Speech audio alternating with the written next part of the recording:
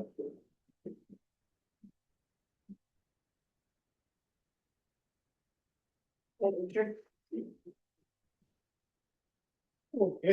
we will call this meeting to order. Welcome, everybody. The first item on our agenda is the approval of our agenda. Any changes to what's on here, Denise? No. All right. John? Jenna? Yeah, you do that. Linda?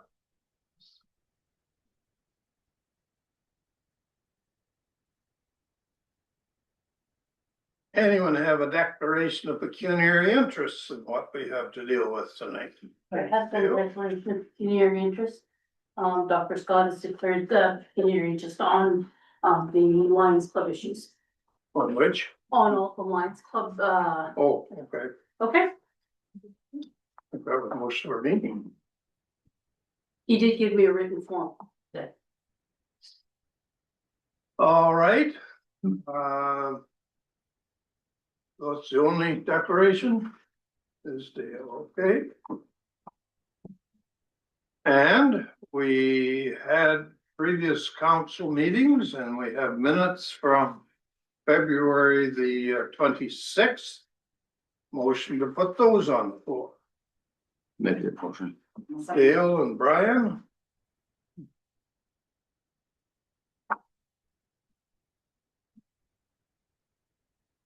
Anyone have any comments, questions on those minutes?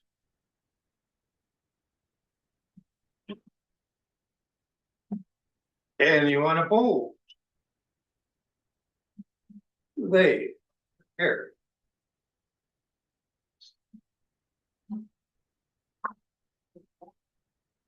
And we had a public meeting on February the 11th.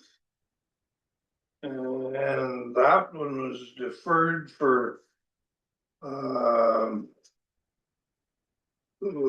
the more council had time questions to that we review. didn't get answered, right? No, I issued it at the end of day, so council wanted a little bit more time to review the responses. Okay. Motion to put those on the floor. So move, Counselor Stevens. Thanks, Eric I'll second it. and Rose. Okay, minutes are there. It gave a overview of speakers that we had at the meeting and some more speakers that introduced themselves and had their say. There was a summary that Denise kind of made up here that says that most of the people that spoke in those two groups fell into one of 5 categories. One was dealing with the historical context of the building. The other was an expression of great dissatisfaction and anger with the 2 motions made by council. The third group were the lack of understanding as to why these motions were made and requesting more information from council. And the fourth was a lack of trust in the process followed by council, calling for transparency and accountability. And the fifth group were requests for council to show the public a plan on how they envisioned moving forward, given the results of the facilities report before final decisions are made. And the first part of the minutes had to do with information and questions that were sent in ahead of time. And I don't think there was a rundown of the speakers that came to the podium, were there? All of the speakers should be all listed on the minutes. Oh, of course. Even the ones that came in after are listed in the minutes. But these 34 or 38 were all the ones that were submitted before the meeting, I No. think. Oh, you mean the questions? Yes, Yes, okay, the list of speakers are on the minutes. right. But not the speakers that just came to the phone, to the podium. Those are also listed on there, even though they didn't declare an Oh, I intention didn't before. realize that. But their comments did fall in those 5 categories. I did put them in like 5 categories. And a lot of the questions were repeats of the questions that are already in the minutes. Well, some of them were repeats themselves, that had already sent in the questions. And then there was a summary of costs, with ice and without ice in Providence Bay. And the grand total difference between having ice in it and having the building without ice was about $30,000.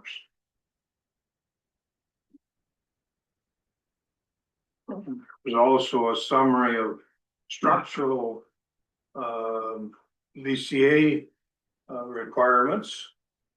Again, there was a 5-year plan, and with ice and without ice. And there's about $1 million difference in the costs of having the ice in there, and that had to do with the various new equipment that was necessary.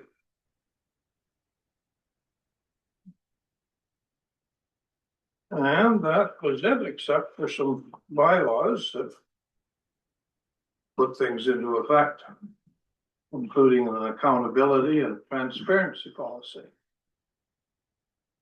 Anybody want to comment on any of those? Yeah. Just for the first year, if we're talking about decommissioning equipment, there would be a cost in that. I don't have that cost, but I think our maintenance supervisor has suggested cost.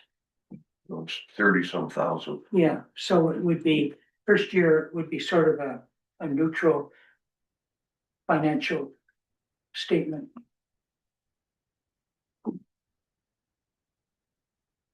I would caution on using those numbers.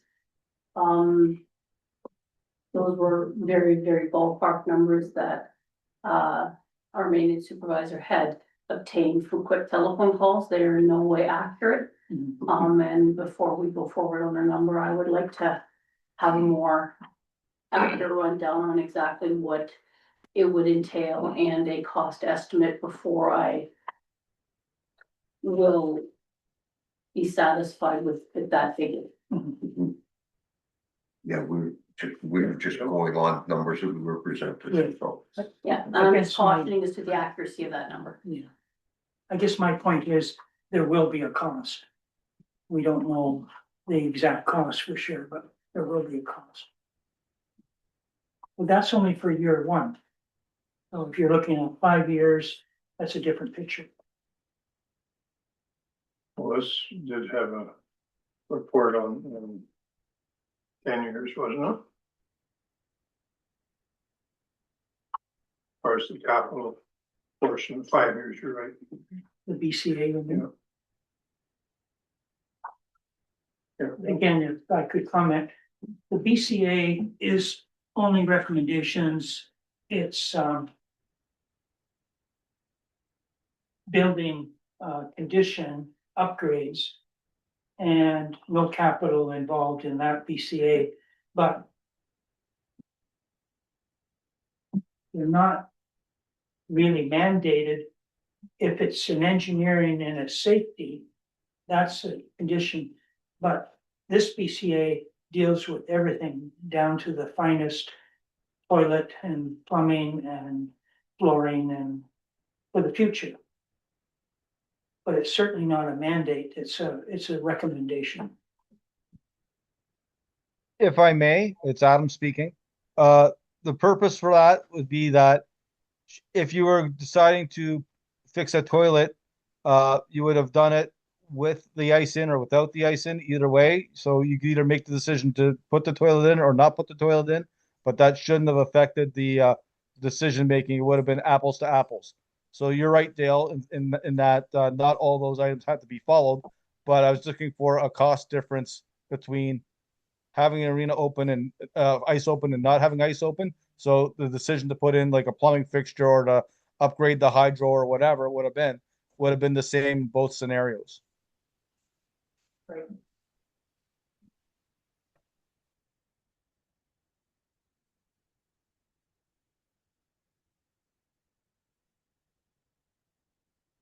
So what do we need from here, Denise? We're going to be dealing with proposals and motions on whether we proceed and how we're going to proceed. Well, these are just the minutes from the public meeting, so all I need is a motion to approve the minutes. They can be published on our website and given up to the public or whoever wants a copy. The minutes will also include, the report that was requested by the public at the end of the meeting for the difference between reconsideration and rescinding of motions. So I will include that as well in the copy of the minutes, so that the public has that report as well. So motion to accept those minutes. Yep, we've already done that. I've already made a motion to accept the minutes and everything. Mr. Mayor, and they've been seconded. I just wonder why it took so long to get these minutes out to the public and the information out to the public. You know, it's been a process for counselors to respond to the questions. As far as I know, only one counselor responded to questions to answer any of the questions of the public. And then it was come to a meeting, and then it was, oh, well, council has to take time to review all the answers to the questions and everything that staff provided. And probably then there was another spot to comment to the questions that staff answered. I can take a hit on that, But- because I will admit that I did issue them at the last minute. Yep. And council really didn't have time to review them, so that will fall under my issue, and I do apologize for the lateness of them. But they are postable now and we can move forward. Yeah, and that's what I'm wanting to do, is get these minutes out to the public. There was 120 plus attended that meeting of our ratepayers from this municipality and expressed their concerns. And just seems interesting to me that it has taken a month to get these minutes approved, so. And they were pretty. I'd just like to say, in the good old days, Mr. Stevens, we only had a meeting a month. Yep. So it is detrimental to any cause. Yes. That's not the only priority that was on the books. There's many priorities that have to be judged and have to be weighed. And I think our CEO did as good a job as she could getting those minutes out to us. And I don't have the same problem. I mean, they're going to get done, and they're done now. Whether they're done in 2 days or a month isn't going to make any difference. So, no, I don't take that side at all. Rose? Denise, thank you for doing that. I know it took a lot of time. What really bothers me is when we sit here and somebody complains about our staff. That bothers me to no end. Not a good policy. I'm sorry, I don't feel it was a staff complaint. Normally we do have our minutes out on a proper cycle, and I had issued them at the last minute. So I don't have any problem, owning up to the fact that if they had been done in a bit more timely manner, council would have had an opportunity to review them for the meeting. I never issued no staff complaint. No, nor did I take it as such. Linda? We have this issue that we're talking about does not have to be solved for a few months. So what are we complaining about a few days for? All right, any further comments on these minutes? Any questions? Anyone opposed? They are carried. And we have no delegations or petitions. So we will move on to our committee reports. First one out the gate was the Water, Waste and Education on March the 5th. And the motions that need to be dealt with were recommendations that we accept the Mindemoya drinking water system permit number 188-201 report as information. So motion, Dale. Dale I will second that. and Linda. Comments, questions on that report? Anyone opposed? It is carried. And we need to accept the Mindemoya drinking water system with license number 188-101 report as information. I'll make the motion.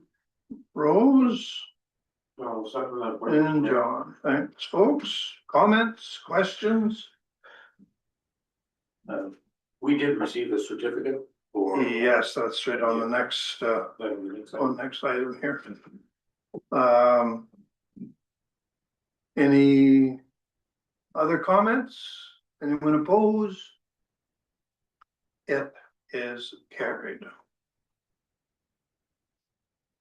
And we need to accept the Mindemoya drinking water quality management system review minutes as information. So moved, Dale Scott. Thanks, Dale. And Rose, Yes. comments, questions on that report? Anyone opposed? It is carried. And now we come to the certificate. And we need to accept certification of accreditation from QMI-SAI Canada, which certifies that the Ontario Clean Water Agency operates the Mindemoya water treatment plant in a manner which conforms with the requirements of drinking water quality management, standard version 2-2017. We'll make that motion. Brian and John. Comments or questions on the work we're getting from our friends at Aqua? Anyone opposed to that motion? It is carried. And we have a motion dealing with support of the school board trustee with the following motion. Whereas locally elected trustees provide essential community representation. And whereas rural and northern communities rely on trustees to reflect local priorities, ensure accountability, and advance for students. And advocate for students, sorry. And whereas proposed changes may reduce or eliminate locally elected trustees, therefore be it resolved that Council of the Municipality of Central Manitoulin affirms support for maintaining elected trustees. And further, that the mayor clerk send a joint letter to the Minister of Education, the Premier of Ontario, with copies to the OPSBA, Roma, AMO, our local MPP, and Lisa Corby or Addison, asking for a government pause on the issuance and asking for the government to commit to a full-scale, transparent, and prevent province-wide consultation on school board governance models. Yeah, so moved, Counselor Stevens. Second, Dale Scott. And comments, questions? Counselor Stevenson. Mr. Mayor, I think that this is a very important issue. If we lose our local school boards, then our ratepayers, our students, our parents don't have anybody advocating to the province for them.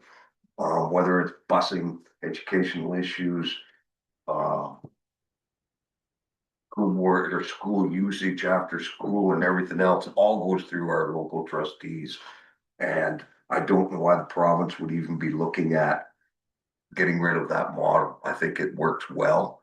And it is our voice to the government. And I think it's going to be a bad thing if we lose it, because our schools and our children are very important. And I don't want to see us lose our local content here.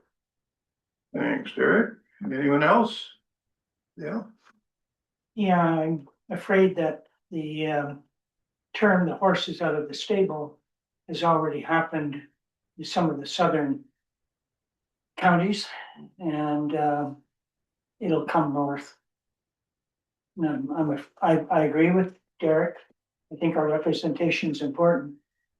But I think it might be a done deal. well, we can hope that this might put a little slowness into it, and asking for a pause, and if there's enough representation from our fellow 444 municipalities, then maybe there'll be a rethink to it. But I agree with both of you that it's not a step in the right direction when we're dealing with the well-being of our children in schools. But especially when we're in the north where you don't have that local contact that they have in the south. In the north, it's a big area. Our school board area is a big area under the Sudbury District School Board. So having that local component there on that board makes a big difference, because things that affect Manitoulin Island may not affect Sudbury. Things that affect Southern Ontario may not affect North Bay or Abewamasquat or wherever. You have to have that local content in there. So Yeah, I think it comes down just to money, and I don't think that's a justifiable reason. But we see it happening all the time. well, as we indicated there the other day when this motion was made, that they've moved just that day for one more municipal or one more school board to lose its trustees. And they just appoint a director to after instead of the trustees. Nothing else? All in favor of this motion? Anyone opposed? It is carried. And we need to approve the Water, Waste and Education Committee's year-to-date financial report ending February the 28th, 2026. I will make that. Linda I'll second that, Rose. and Rose. Comments, questions on that report? Anyone opposed? It is carried. Okay, we move on to our property committee. March the 10th, 2026. Motions coming out of that one were that we are to direct, or we would like to direct staff to review the third line Studio, Perkins and Will and Sierra planning report and prepare next steps evaluation on how the municipality will proceed from the recommendations of the report. moved, Counselor Stevens. Seconder? Anyone? Oh, I'll second it. It Put it on the table anyways. was work to be done. All right, any comments or questions on this motion?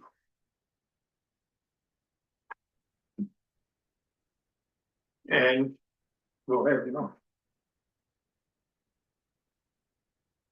I think I'll speak my mind. Sometimes I hold back, but this one.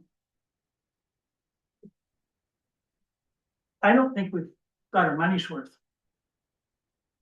I don't think this group has done its job, and I understand that it's still in the process. But I see holes in this that, and the cost of it and what we get. You go from 600 to $800 a square foot on an estimate. When a twin pad outside of Peterborough a year ago was 60,000, no, 30,000.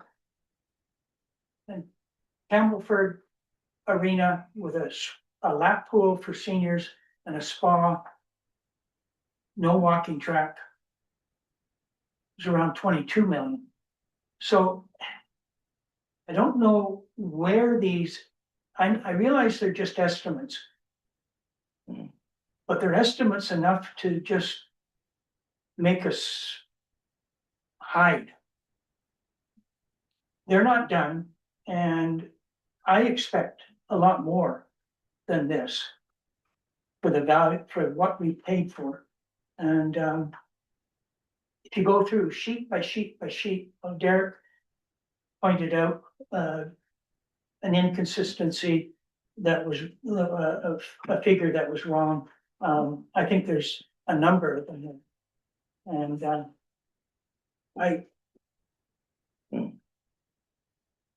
hate the idea of staff being burdened to this motion. You're going to be doing a lot of work. What responsibility does this consulting company need to do? And then we have our 12 steps, our 12 future steps. They're pretty vague. And what responsibility does this group, this consulting group, have to continue on and meet some of those steps? They're not saying any of them. Except, I guess they're expecting to do design and architectural, but that's not in the price that we're paying, I don't think. I don't know, I just.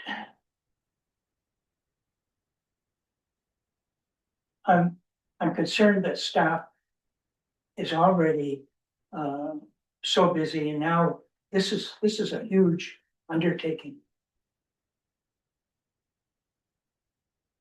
Any other comments, Derek? Yeah, I gotta go with Dale on this one, and when I went through this report, there were so many inconsistencies in this report that it was really hard to get any real meat out of it.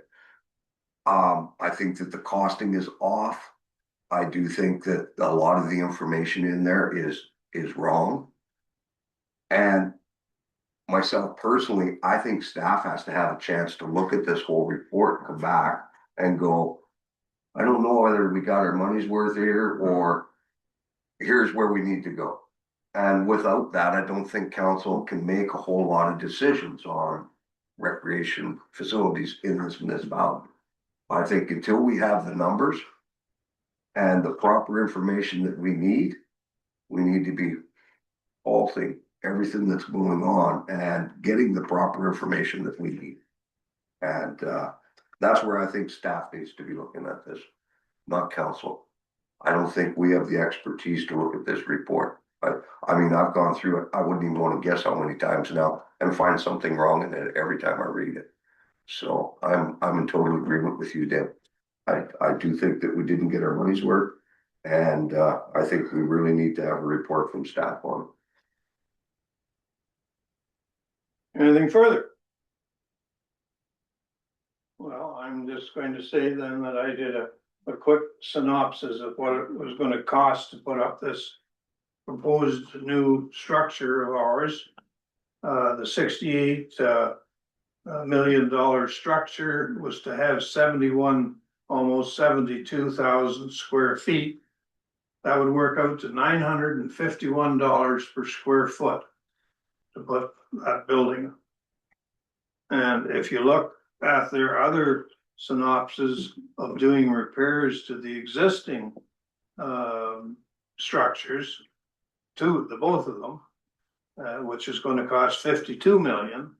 And we were talking with about a 60 square foot building.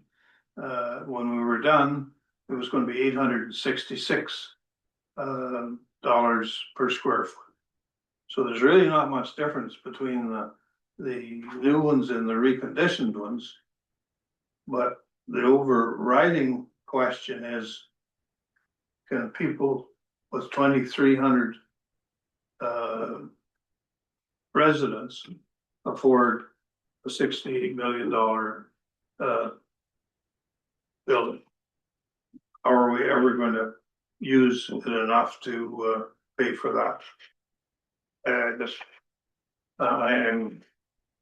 can't support myself. It just doesn't make any sense. The idea of living in a southern Ontario philosophy where you have the population to support it is one thing, but you can't just invent them in order to build a building to use it properly. So that's why I think we need staff to go through it with a fine tooth comb and to find out what is good and what is bad and what will work and what won't work. Because there isn't anything there that's telling me what the best approach was. The recommendation was simply to go ahead with this new multi-million-dollar structure, and the old story of build it and they will come. Sorry, I'm not a very big proponent of that. If you will recall, about 10 years ago, we went through this before. And at that point, it was about 25 million at that time. And at that time, we didn't think we could afford it either. So kind of history repeats itself.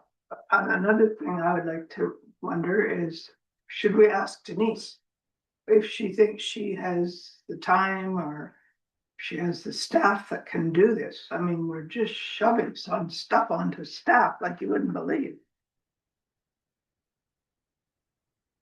Well, I'm sure the staff can handle a preliminary report that has some next steps, but if we get into an area that I don't feel staff is qualified to make recommendations, then we will let council know and see if council wishes at that point in time to